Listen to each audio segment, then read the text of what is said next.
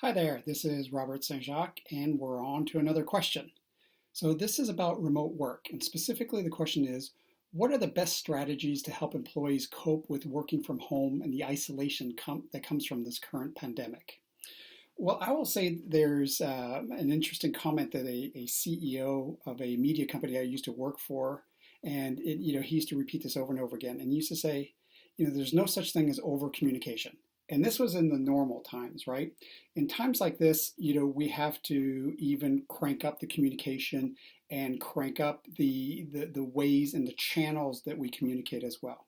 So what do I mean by that? So first of all, especially in terms of taking care of the isolation piece, try to use video a little bit more. I know we're used to in webinars and conference calls, right? Turning off the camera, muting the mic, which is required sometimes, for presentation purposes. But in terms of having the video, right, it's really important for the leader to see.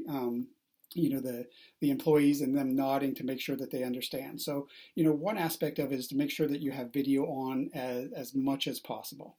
The other piece too is whether these are your employees, these are your peers, is pay attention to where they are on the spectrum, right? And tailor your communication to their situation. Some folks are by themselves, they live by themselves, and now that isolation is exaggerated.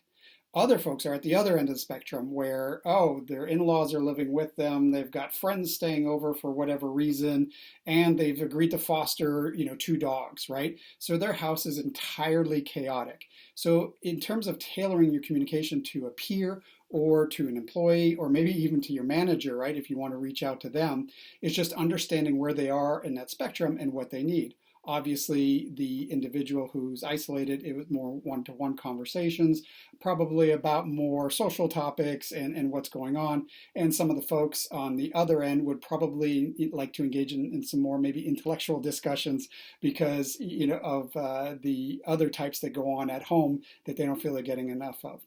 The other piece too is the possibility of online parties. So we've all heard about different Zoom parties.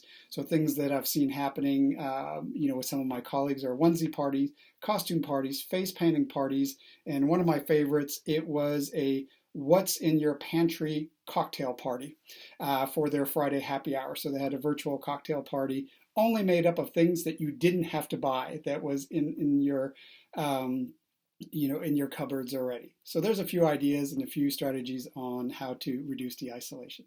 Thank you.